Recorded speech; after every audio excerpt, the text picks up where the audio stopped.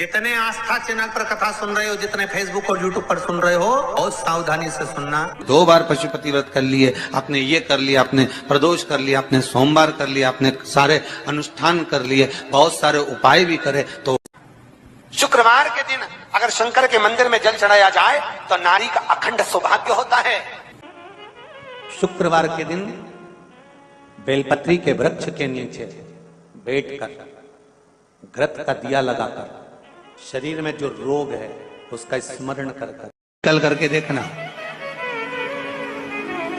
जो बच्चा चिड़चिड़ कर रहा हो, बहुत गुस्सा कर रहा हो, बहुत गुस्सा, जो बहू चिड़चिड़ कर रही हो, जो सास चिड़चिड़ कर रही हो, भाई बंधु कुटुंब कोई चिड़चिड़ कर रहा हो, बहुत क्लेश घर में हो रहा हो, एक कटोरी में पानी लो, तुमरुका जी का नाम लो, शिव जी का नाम लेकर, तुमरुका जी का नाम लेकर थोड़ा सा पानी का आचमन करा दो। 10 मिनट 5 मिनट में एकदम चुप, लड़ी नहीं सकती, गुस्सा। लक्ष्मी सबसे ज्यादा प्रसन्न कौन से दिन होती है? जम के बोलिए जरा। शुक्रवार। तो शुक्रवार को लक्ष्मी सबसे ज्यादा प्रसन्न क्यों होती है? शिव महापुराण यहाँ तक विष्णु पुराण करती है, स्कंद पुराण वर्णन करती है, कार्तिक खंड वर्णन करता है कि तुलसी का क्यारा गोल है, चौकोर है, षडाकार का है। उसका भी प्रमाण हमारे शास्त्र में लिखा हुआ है कि अगर तुलसी का कुंड गोल है तो वो ऐश्वर्य प्राप्त करता है, तुलसी का कुंड चौकोर है तो वो वंश की वृद्धि करता है, तुलसी का कुंडा अगर षडाकृति का है, 6 फलक वाला है तो वो घर में संपदा की वृद्धि करता है। तुलसी के कुंड का भी प्रमाण हमारे यहाँ शास्त्रों में लिखा हुआ है कि कुंडा कैसा होना चाहिए, तुलसी के कुंड की आकृति कैसी होना चाहिए। उसका प्रसन्न होने का कारण क्या था? लक्ष्मी जी के 2 भाई थे, दोनों की शादी नहीं हो रही थी, दाता और विधाता, दोनों का विवाह नहीं हो रहा।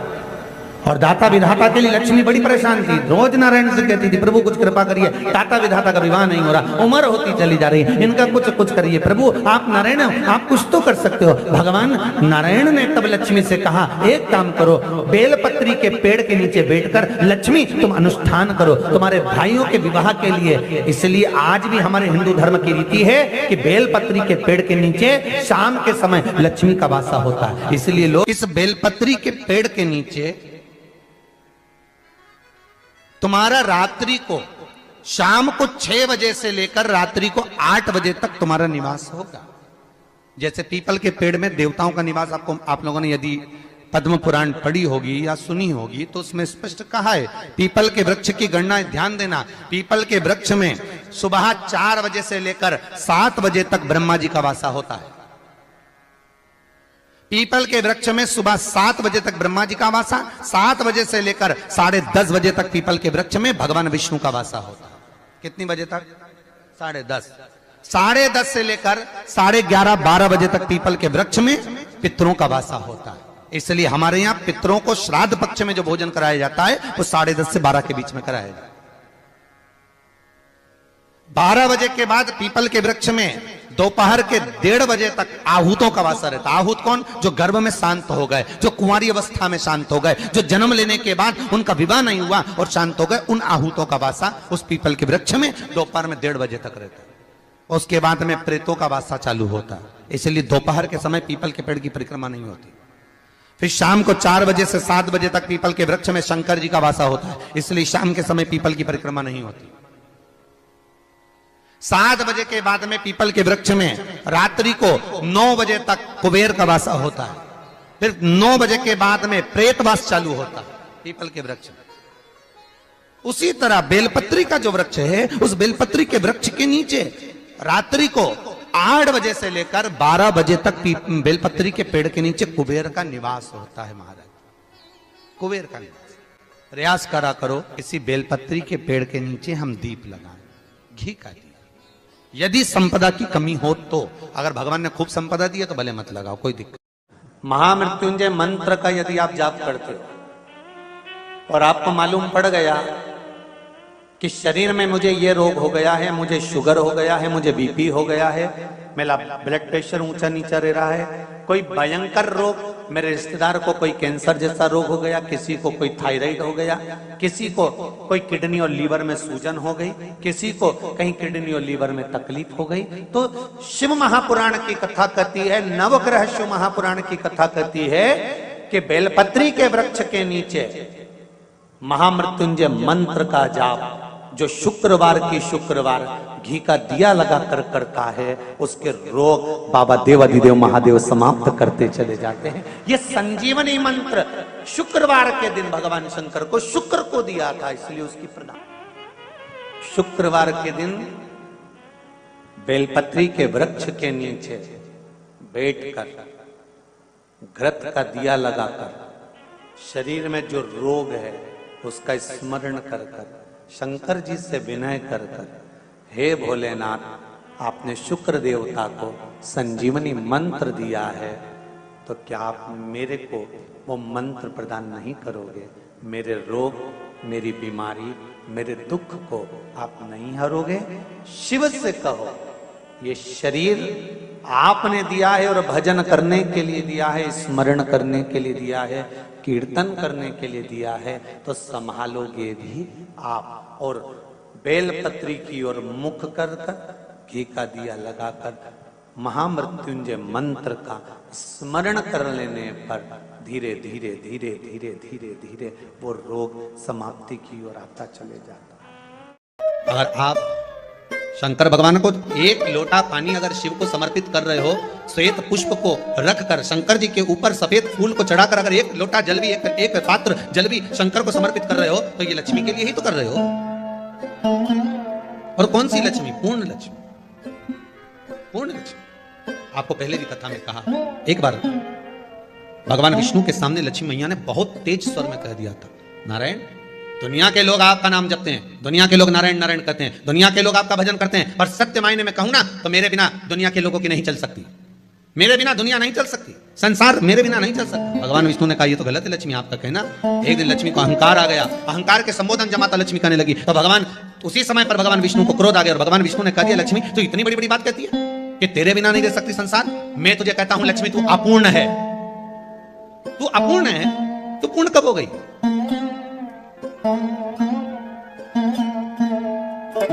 तेरी पूर्णता कहां हो गई?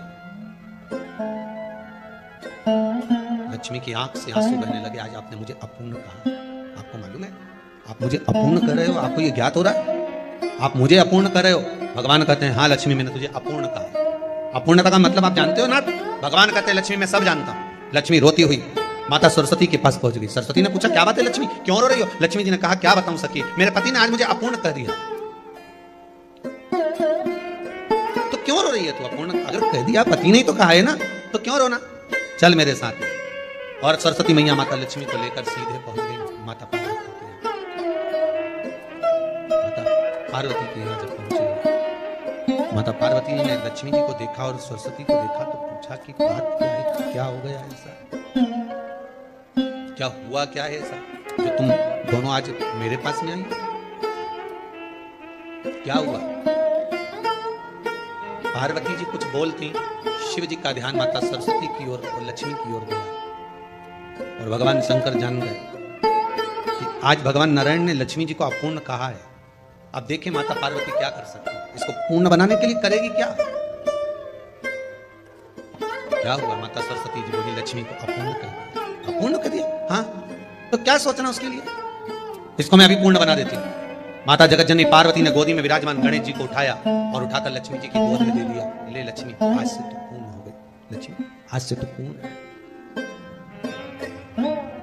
गोदी में जब तक संतान नहीं है तो नारी को लोग अपूर्ण समझते हैं, पर माता पार्वती जी ने संपूर्ण ब्रह्मांड में एक सिद्धता प्रदान कर दी कि अपने गोदी के लाल को, अपने गोदी के पुत्र को माता ने लक्ष्मी की गोद में देकर लक्ष्मी को पूर्ण बनाया। शिव महापुराण यहाँ तक विष्णु पुराण करती है, स्कंद पुराण वर्णन करती है, कार्तिक खंड वर्णन करता है कि तुलसी का क्यारा गोल है, चौकोर है, षडाकार का है, उसका भी प्रमाण हमारे शास्त्र में लिखा हुआ है कि अगर तुलसी का कुंड गोल है तो वो ऐश्वर्य प्राप्त करता है, तुलसी का कुंड चौकोर है तो वो वंश की वृद्धि करता है, तुलसी का कुंडा अगर षडाकृति का है, 6 फलक वाला है तो वो घर में संपदा की वृद्धि करता है। ये तुलसी के कुंड का भी प्रमाण हमारे यहाँ शास्त्र में लिखा हुआ है कि कुंडा कैसा होना चाहिए, तुलसी के कुंड की आकृति कैसी होना चाहिए, तुलसी का कुंड होना कैसा चाहिए, उसका भी प्रमाण हमारे यहाँ स्कंद पुराण में लिखा हुआ है, विष्णु पुराण में लिखा हुआ है। कि आपको क्या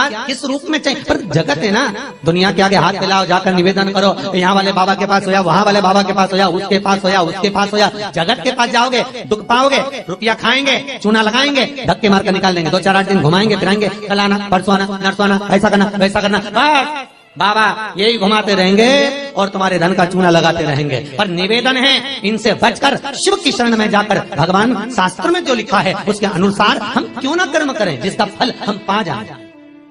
हम क्यों ना ऐसा कर्म करें जिसके फल को हम पा सकें। हम क्यों भ्रमित हुए। हमारे यहाँ तुलसी के कुंड का भी विधान है। गोल कुंडा है ऐश्वर्य देता, चौकोर कुंडा है। आप लोग कई बार देखे होंगे किसी किसी के यहाँ चौकोर तुलसी का क्यारा होता है, कुंडा होता है, वो वंश बड़ा, षडाकृति का है, वो धन देता है, संपदा है। दोष हमारा है, हम तुलसी के कुंडे के नीचे शंकर जी को रख देते हैं। क्यों? कि यहीं तुलसी जी को पानी चढ़ाएंगे, यहीं शंकर जी को चढ़ा देंगे। दोष।